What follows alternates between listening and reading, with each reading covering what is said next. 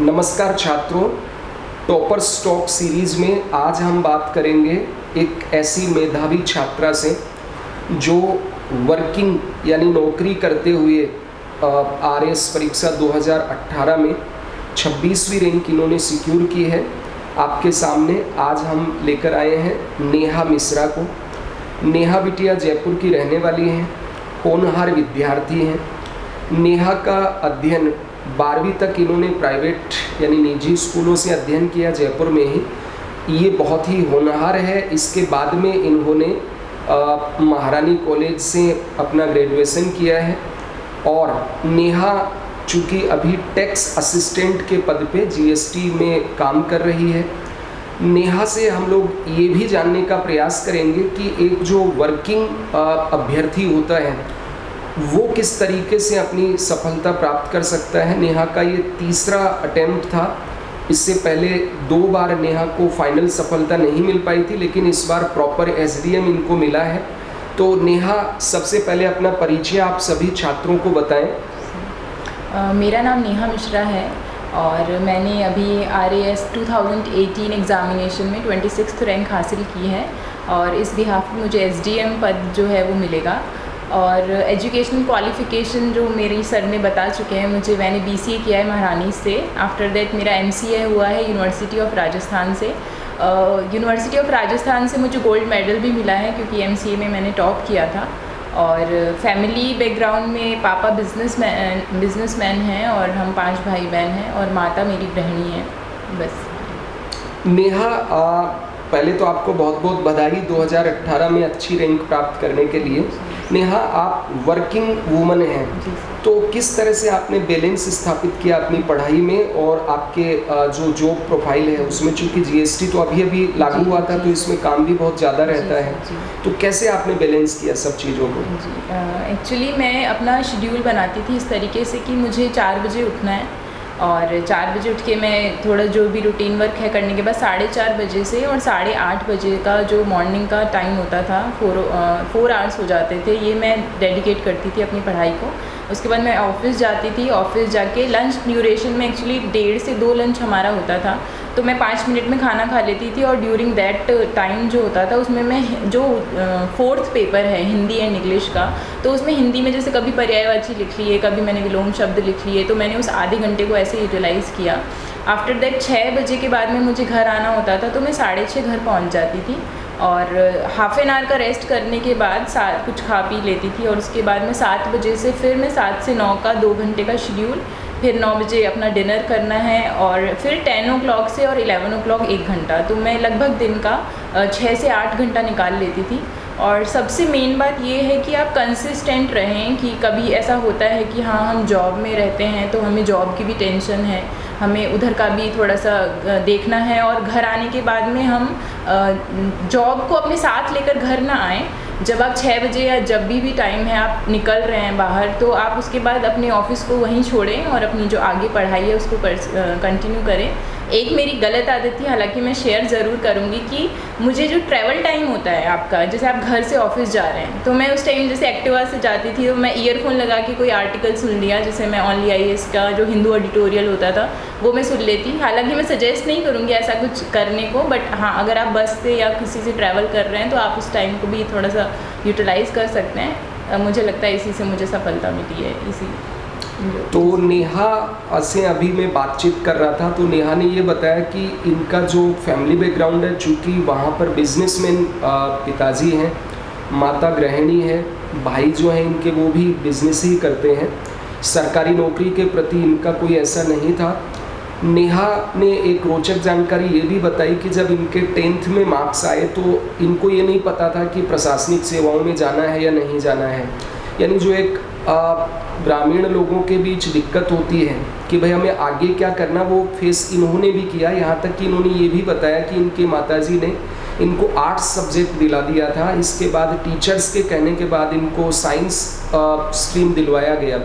नेहा ने यह भी बताया कि सर मैं तो जब नौकरी लग गई थी टैक्स असिस्टेंट की, तब तक मुझे आरएस के बारे में पता नहीं था। वहाँ पर काम करने के दौरान इन्होंने यूपीएससी और आरपीएससी के बारे में जाना और उसके बाद में डेडिकेशन के साथ इसने तैयारी प्रारंभ की। नेहा उन छात्राओं में है जो अपनी मेहनत से ये साबित कर सकते हैं कि भाई नौकरी के साथ महिलाएं भी अपनी जिम्मेदारियों को निभाते हुए किसी भी मुकाम तक पहुंच सकती हैं।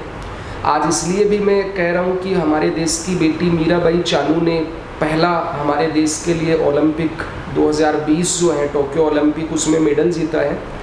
तो नेहा की ये जो सफलता है प्रशासनिक अधिकारियों में बेटियों के लिए बहुत रोचक हो। जो भी परिवारजन या जो छात्र छात्राएं इस वीडियो को देखें, मैं चाहता हूं कि इसको एक मोटिवेशन के तौर पर, मोटिवेशनल वीडियो के तौर पर वो देखें। जब भी किसी को कोई डिप्रेशन या इस तरह का डिमोटिवेट हो तो अवश्य इस वीडियो को देखें कि किस तरीके से उनसे सीनियर जो बेटी है वो सफलता प्राप्त कर सकती है, काम के दौरान भी तो वो भी की जा सकती है। नेहा, अब आगे मैं बात करूँगा कि आपने ये तो बता दिया कि आपने वर्क और दोनों चीज़ों को किस तरह से बैलेंस किया, आपकी स्ट्रेटजी क्या थी, किस तरह से आप पढ़ाई करती थी, कैसे आपने ये मुकाम हासिल किया, थोड़ा इस पर प्रकाश डालें।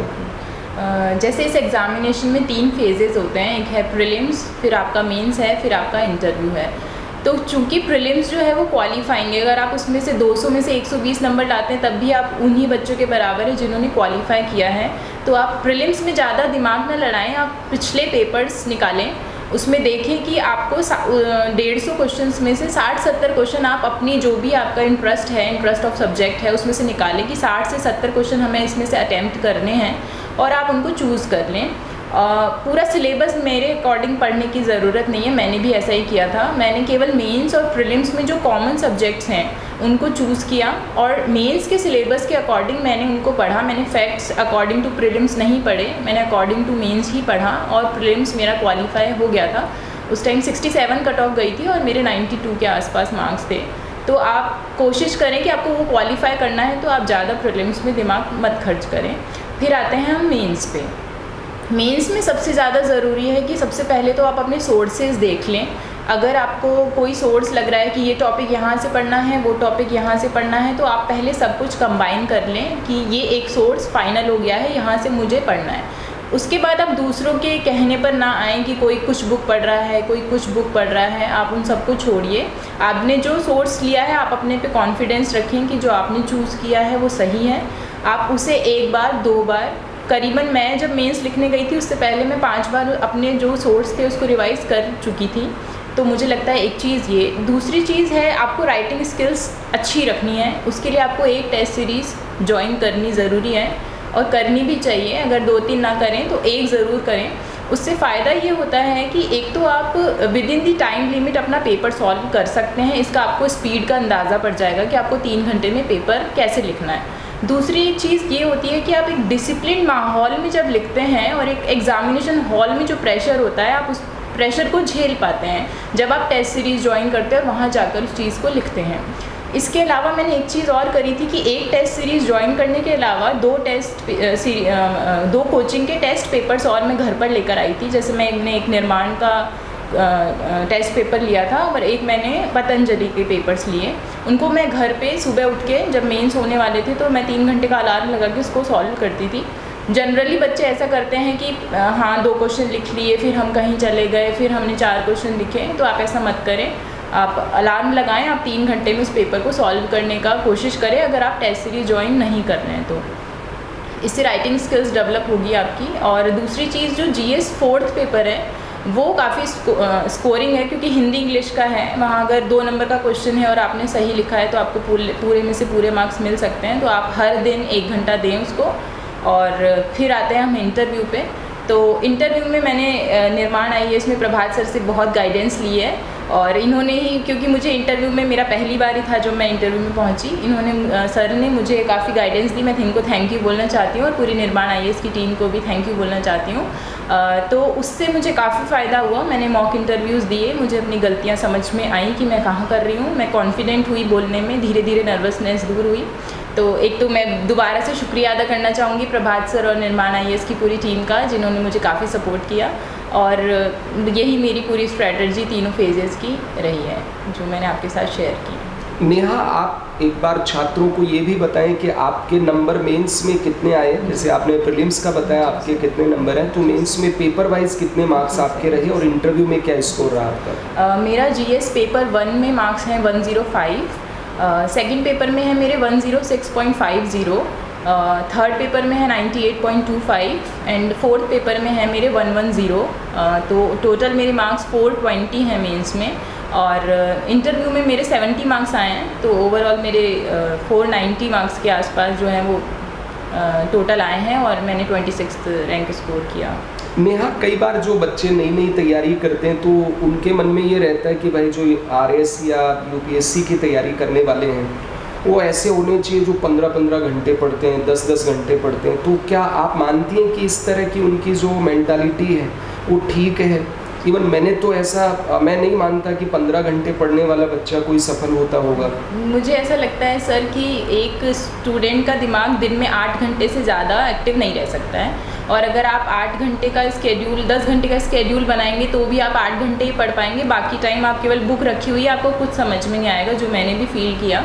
तो मुझे ऐसा लगता है कि आप 6 से 8 घंटे पढ़िए, that is more than enough, but आप कंसिस्टेंटली पढ़िए। आप ऐसा मत करिए कि आज पढ़ लिया फिर हम 5 दिन नहीं पढ़ रहे हैं, आज एक दिन 15 घंटे पढ़ लिया तो 4 दिन सो ही रहे हैं। तो आप ऐसा मत करिए, क्योंकि हम रोबोट नहीं हैं कि हम कंटिन्यू आप एक डिसिप्लिन, मतलब जो भी है कि हमने जो स्केड्यूल बनाया है आप अकॉर्डिंगली पढ़ेंगे, कभी कुछ हो सकता है। और इस जो प्रिपरेशन फेज़ होता है इसमें डिप्रेशन आना स्वाभाविक होता है। हमें 15-20 दिन बाद डिप्रेशन होगा, फिर हम सोचेंगे कि शायद ये हम गलत कर रहे हैं, शायद हमारा होगा, शायद नहीं होगा। तो आप कॉन्फिडेंट रहिए, आप कंसिस्टेंटली पढ़िए, यही मैं आपको बोलूँगी। और ज़रूरत नहीं है इस चीज़ की कि आप दिन के 15 घंटे दें। आप अपने अगले दिन का स्केड्यूल बिल्कुल ख़राब मत करें। अगर आपकी 6 घंटे पढ़ाई हुई है या एक दिन 4 घंटे भी हुई है तो आप कोप अप कर लें अगले सैटरडे संडे में, बट आप ऐसा मत करिए। और मुझे ऐसा बिल्कुल भी नहीं लगता कि 15 घंटे कोई एक दिन में पढ़ सकता है। सही है। नेहा, आप चूँकि सरकारी नौकरी में पहले से ही हैं, जी सर, आपने अपनी पर्सनल लाइफ के लिए, आपकी हॉबीज़ के लिए, उसके लिए भी टाइम आपको निकालना था। बिल्कुल सर। फैमिली के लिए भी टाइम निकालना होता है, फिर उत्सव वगैरह बहुत अपने राजस्थान में होते हैं। तो एक तरफ नौकरी का प्रेशर, दूसरी तरफ पर्सनल लाइफ, और तीसरी तरफ आपकी पढ़ाई। तो क्या आप नौकरी और पढ़ाई दो में ही थी, या आप अपनी पर्सनल लाइफ के लिए भी समय निकाल पाती थी? मैं पर्सनल लाइफ के लिए तो समय नहीं निकाल पाती थी। जैसे सैटरडे या संडेज़ में कहीं जाना है, कहीं घूमने हैं, तो मैं नहीं जाती थी, मैं घर पे पढ़ती थी अपना। और लेकिन हाँ, कभी ऐसा होता था कि 15-20 दिन में मैं परेशान हो गई हूँ पढ़ाई से, और मैं फ्रस्ट्रेट हो गई हूँ, और मुझे बुक रखी हुई है और मुझे कुछ समझ में नहीं आ रहा है। तो मैं कभी ऐसा नहीं करती कि अगर मुझे कुछ समझ में नहीं आ रहा है तो भी मैं बुक लेकर बैठूंगी। मैं बुक बंद करती थी, आराम से कोई मूवी देखने चली जाती थी, या क्योंकि आप एंटरटेनमेंट अगर जब तक आपकी लाइफ में नहीं रहेगा ना, आप दिमाग से आप स्वस्थ नहीं रह पाएंगे, आप फ्रस्ट्रेट रहेंगे, आपको रोना आ जाएगा या कुछ भी है। तो दूसरी चीज़ है कि अगर कभी डिप्रेशन है तो आप फैमिली में बात करें। जैसे मैं मेरी मदर से बहुत क्लोज़ हूँ, तो मैं उनसे बात करती थी कि मेरा होगा नहीं होगा। तो उन्होंने मुझे हमेशा ही समझाया कि आप अपने कर्म करें, जो होगा भगवान जो करेगा वो अच्छा ही करेगा। अगर आप मेहनत कर रहे हैं, ईमानदारी से कर रहे हैं, खुद के साथ ईमानदार रहें, तो आपको सफलता अवश्य मिलेगी। टॉपर स्टॉक की श्रृंखला में आज अपने साथ नेहा मिश्रा है।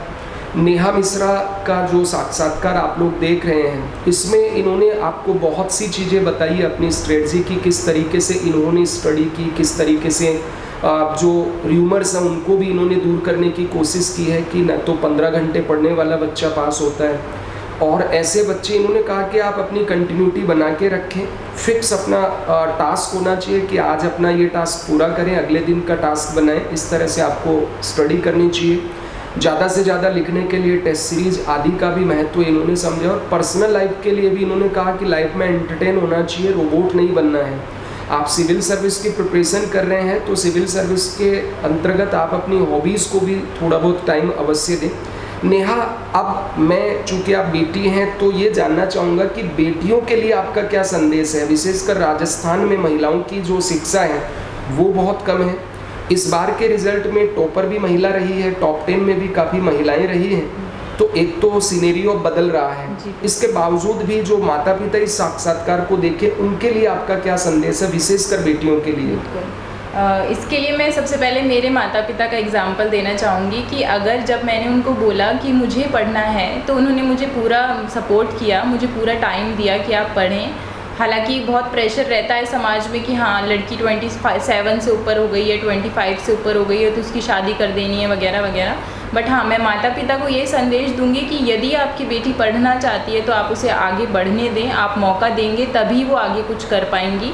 और बेटियों से ये संदेश है कि हाँ, समय बदलता जा रहा है धीरे धीरे, और आप अगर आपका लगन है, आप पढ़ना चाहते हैं तो आप पढ़िए। आप क्योंकि जो लड़ाई सबसे पहले महिला की एक परिवार से शुरू होती है, और वो अगर परिवार से नहीं लड़ पाएंगी तो वो आगे नहीं बढ़ पाएंगी। तो अगर परिवार से लड़ाई है तो परिवार से पहले आप लड़ाई करें। अगर आपको पढ़ना है तो आप आगे बढ़ें, और निश्चित ही आप अपनी सफलता जो भी आप चाहते हैं वो आप अचीव कर पाएंगे। ऐसा ही मेरा एक्सपीरियंस है ये। आज इस साक्षात्कार में नेहा के साथ इनके भाई भी आए हैं, और अभी इन्होंने कहा कि भाई परिवार से हमें लड़ना है। एक नेहा जो आज से 10-15 दिन पहले थी, एक नेहा रिजल्ट आने के बाद है। कितना अंतर देखती है? परिवार में कितना वेटेज आपको मिलने लगा है? बड़े भाई और सब आपको कुछ सुनते हैं या पहले की तरह ही अब रखते हैं? सुनते तो एक्चुअली पहले भी थे, बट हाँ, जब से रिज़ल्ट आया है तब से मैं एक इंस्पिरेशन बन गई हूँ सभी के लिए, पूरी फैमिली के लिए ही। और मेरी एक सिस्टर हैं जो कह रही हैं कि अब मैं भी आरएस की एग्ज़ामिनेशन, हालांकि उनकी शादी हो गई है, बट वो भी अब इस बार का फॉर्म भर रही और वो भी पढ़ना चाह रही हैं। तो हाँ, कहीं ना कहीं मैंने बहुत लोगों को इंस्पायर किया है। इनफैक्ट मेरे ऑफिस में भी अब बहुत सारे बच्चे पढ़ रहे हैं और मैं उनके लिए इंस्पिरेशन हूँ। तो मुझे काफ़ी अच्छा लग रहा है कि हाँ, अच्छी बात है कि सभी जने आगे बढ़ें और अचीव करें जो वो चाहते हैं। नेहा बिटिया, हम लोग अब चूँकि आप सफल हो चुकी हैं, एसडीएम बन चुकी हैं, हमारी शुभकामनाएं हैं कि आप अब अपना जो करियर है, चूँकि पहले भी आप सरकारी नौकरी में हैं टैक्स असिस्टेंट के पद पे, वहाँ भी आपने अच्छा मुकाम हासिल किया। आरएस के अंदर आप अच्छा मुकाम हासिल करें, राज्य के लोगों की सेवा करें। नेहा चूँकि अभी रुकने वाली नहीं है, यूपीएससी भी ये दे रही है, तो हमारी शुभकामनाएं तो इनको हैं कि जल्द ही आप कलेक्टर बने। लेकिन जिस पोस्ट पे अब आप जाने वाली हैं बहुत ही जिम्मेदारियों वाला है। ये 24/7 आपको वर्क करना पड़ेगा और बहुत मेहनत करनी होगी। हमें नेहा को शुभकामनाएं हम देते हैं कि आप बहुत अच्छे से इसमें काम करें। नेहा निर्माण की छात्रा रही है, तो मुझे भी बहुत गर्व है इस पे कि ये भी जहाँ भी जाएं अपने सबॉर्डिनेट के साथ अच्छे से काम करें। जिस भी डिपार्टमेंट में रहें, ये अपना और अपने समाज का तथा अपने माता पिता का नाम रोशन करें। बहुत अच्छा इनका करियर हो। इन्हीं शुभकामनाओं के साथ नेहा को एक मोमेंटो दे करके मैं उज्जवल भविष्य की कामना करता हूँ। Neha, thank you so much sir. Thank you. खुश रहिए। बहुत बहुत शुभकामनाएं। Thank you so much sir. Thank you.